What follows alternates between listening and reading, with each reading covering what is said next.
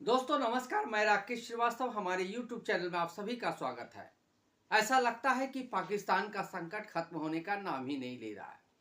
मंगलवार को जिस तरह से बलूचिस्तान लिबरेशन आर्मी ने वहां की एक ट्रेन को हाईजैक कर लिया और उसके बाद से अब तक वहां पर ऑपरेशन जारी है, उसके बाद ये कहना मुश्किल नहीं है कि पाकिस्तान का जो संकट है वो लगातार बढ़ता जा रहा है। करीब 500 यात्री इस ट्रेन में सवार थे। ये ट्रेन क्वेटा से पेशावर जा रही थी, लेकिन इसी दौरान बोलन के पास इस ट्रेन को हाईजैक कर लिया जाता है। कहा जाता है कि बोलन के पास करीब 17 टनल है और इसी टनल की वजह से ट्रेन की स्पीड कम करनी पड़ती है और स्पीड कम करने का ही फायदा उठाते हुए बलूचिस्तान लिबरेशन आर्मी, जो वहां के आतंकवादी संगठन है, जिसे पाकिस्तान ने 2007 में इसे आतंकवादी संगठन घोषित किया था, उसने इस ट्रेन को हाईजैक कर लिया। हाईजैक करने के बाद करीब 280 यात्रियों को बंधक बना लिया गया। बंधक बनाने के बाद इसमें से कुछ लोगों को बाद में छोड़ दिया गया, लेकिन फिलहाल 214 लोग लिबरेशन आर्मी के कब्जे में है और इनमें से करीब 30 जो सैनिक थे, पाकिस्तानी सैनिक है, उनकी हत्या कर दी गई है। जबकि बड़ी संख्या में आईएसआई के अधिकारी, सेना के अधिकारी, एजेंसी के अधिकारी और बड़ी संख्या में जो बलूचिस्तान के पंजाबी लोग हैं, उनको बंधक बना के रखा गया है। दरअसल लिबरेशन आर्मी की मांग है कि उनके जितने भी नेता हैं या अलगाववादी जो संगठन के लोग जुड़े हुए हैं, जिन्हें जेल में बंद रखा गया है पाकिस्तान में, उन्हें बिना शर्त के छोड़ा जाए। सबसे बड़ी मांग उनकी यह है कि वो पाकिस्तान से एक अलग देश बनाना चाहते हैं। दरअसल जब 1947-48 में आज़ादी मिली थी पाकिस्तान को, उसी समय बलूचिस्तान चाहता था कि उसका एक अलग स्टेट हो, एक अलग दर्जा हो, लेकिन उनकी परमिशन के बिना उसे पाकिस्तान में शामिल कर लिया गया। उसी समय से वहां के नागरिकों और सेना में संघर्ष की स्थिति बनी रहती है। इसी संघर्ष की वजह से लगातार जो बलूचिस्तान लिबरेशन आर्मी है, उनकी तरफ से लगातार सेना के खिलाफ कार्रवाई की जाती रही है। इससे पहले भी 25-26 अगस्त 2024 की बात है, उस रात में एक ट्रेन के सामने एक ब्रिज को विस्फोट करके उड़ा दिया गया था, जिसकी वजह से ट्रेन आगे नहीं बढ़ पाई थी। उससे पहले 2023 में बोलन के ही एक ट्रेन एक स्टेशन में बम विस्फोट की गई थी, जिसमें 2 लोगों की मौत हो गई थी। इसी तरह की कार्रवाई लिबरेशन आर्मी की तरफ से की जाती रही है और इसी वजह से पाकिस्तानी सेना ने उसके खिलाफ लगातार कार्रवाई की है और बड़ी संख्या में उसके लोगों को जेल में बंद कर रखा है। इसी के बाद ये सबसे बड़ी कार्रवाई अभी तक की मानी जा रही है। बलूचिस्तान लिबरेशन आर्मी, जिसे बीएलए के नाम से जाना जाता है, उसने देश में एक अलग स्टेट बनाने की जो एक कोशिश की है, उसी कोशिश का नतीजा है कि इस ट्रेन को हाईजैक किया गया है। इस ट्रेन के हाईजैक करने के बाद पाकिस्तानी सेना और पाकिस्तानी सरकार के लिए बड़ी मुसीबत खड़ी हो गई है, क्योंकि इस ट्रेन में बड़ी संख्या में उसके सेना के अधिकारी, आर्मी के अधिकारी, जो गुप्तचर एजेंसी के जो अधिकारी हैं, वो सफ़र कर रहे थे।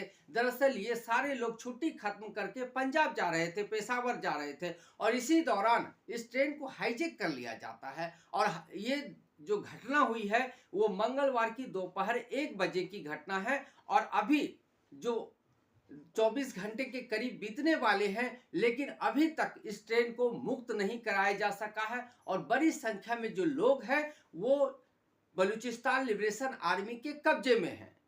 अब तक करीब 20 सैनिकों को मार डाला गया है लिबरेशन आर्मी की तरफ से और साथ ही धमकी दी जा रही है कि अगर पाकिस्तानी आर्मी की तरफ से कोई भी बड़ी कार्रवाई की जाती है तो एक भी बंधक को जिंदा नहीं छोड़ा जाएगा। ये पाकिस्तान के लिए अब तक का, अगर पिछले कुछ सालों की बात कर ले, तो ये पाकिस्तान के लिए अब तक का सबसे बड़ा संकट है और इस संकट से निपटने के लिए पाकिस्तान ने एयर स्ट्राइक शुरू कर दी है और पाकिस्तानी सेना ने इस पूरे ट्रेन को आतंकवादियों के कब्जे से मुक्त करने के लिए लगातार अभियान तेज कर दिया है। इसी अभियान की वजह से करीब 16 आतंकवादी जो है मारे गए हैं, लेकिन अभी तक पूरी ट्रेन को मुक्त नहीं कराया जा सका है और बड़ी संख्या में सेना के अधिकारी, पंजाबी और एजेंसी के लोग इसमें फंसे हुए हैं। आने वाले घंटों में क्या कुछ होता है ये देखना होगा, लेकिन फिलहाल पाकिस्तान में जो हालात बने हुए हैं उस पर दुनिया भर की नजरें टिकी है।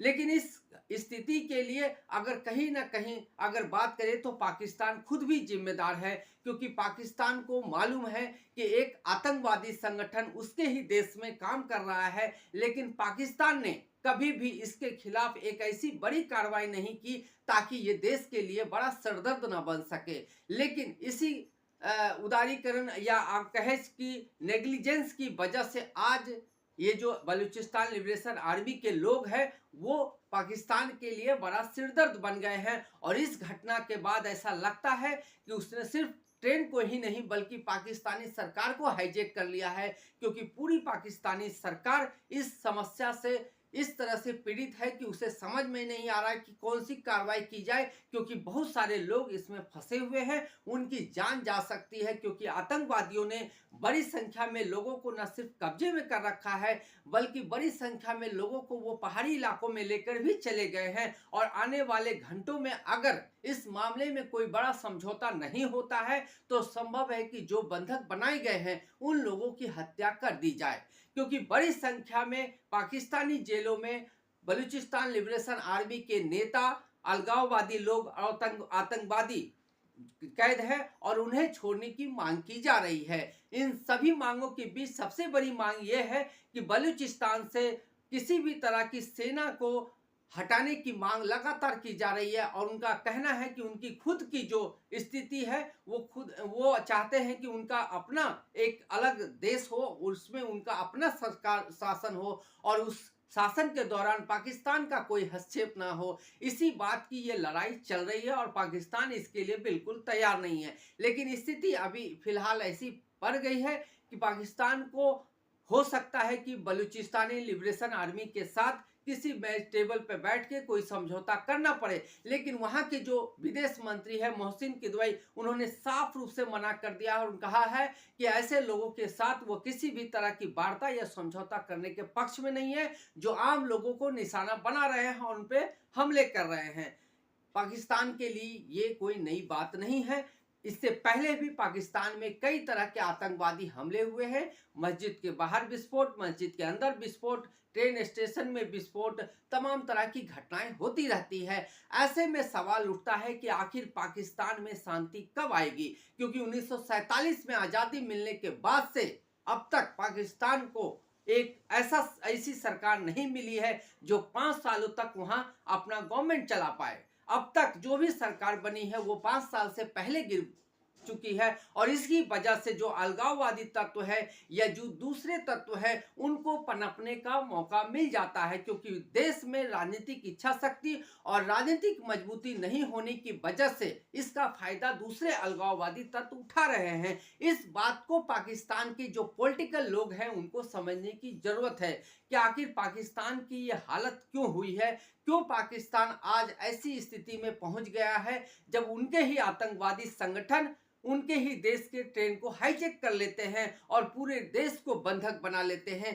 जरूर सोचना है कि किस तरह से देश का जो पॉलिटिकल माहौल है उसको सुधारा जाए, क्योंकि अब तक जितने भी बार भी सरकार बनी है उन सरकारों ने कभी भी अपना 5 साल का कार्यकाल पूरा नहीं किया है और इसी का राजनीतिक लाभ या यूं कहें कि इसी का गैर फायदा उठाया है आतंकवादी अलगाववादी तत्वों ने। उन्हें सबक लेना चाहिए या उन्हें सीखना चाहिए भारतीय लोकतंत्र से, जहां 1947 में आजादी मिलने के बाद से अब तक लोकतांत्रिक तौर पर चुनी गई सरकारें ही काम कर रही है और हर 5 साल में चुनाव होने के बाद नई सरकार का गठन होता है और उसके जरिए देश का संचालन होता है। यही वजह है कि भारत में पॉलिटिकल इच्छा शक्ति या पॉलिटिकल ताकत मजबूत है और वो दुनिया भर के देशों में अपना वर्चस्व बनाए रखने में कामयाब है। लेकिन पाकिस्तान में आज तक कोई भी सरकार 5 वर्ष का कार्यकाल पूरा नहीं कर पाई है। ये जो गैप है या ये जो लीकेज है इसे भरना होगा। अगर नहीं भरा जाता है तो आने वाले दिनों में इसी तरह के कई ट्रेन हाईजैक देखने को मिल सकते हैं। फिलहाल ये जो संकट की स्थिति है इससे पाकिस्तान और पाकिस्तानी आर्मी किस तरह से निपटती है ये आने वाले दिनों में पता चलेगा। लेकिन फिलहाल 214 लोगों की जान संकट में फंसी है। उम्मीद की जानी चाहिए कि पाकिस्तानी आर्मी इन सभी लोगों को सुरक्षित बचा ले जाएंगे और आतंकवादियों को उनकी इस नापाक इरादे पे जरूर अंकुश लगाने में कामयाब होंगे। आज के लिए बस इतना ही। अगर आप हमारे श्रोता हैं तो आप हमें जरूर लाइक और सब्सक्राइब करें। तब तक के लिए नमस्कार।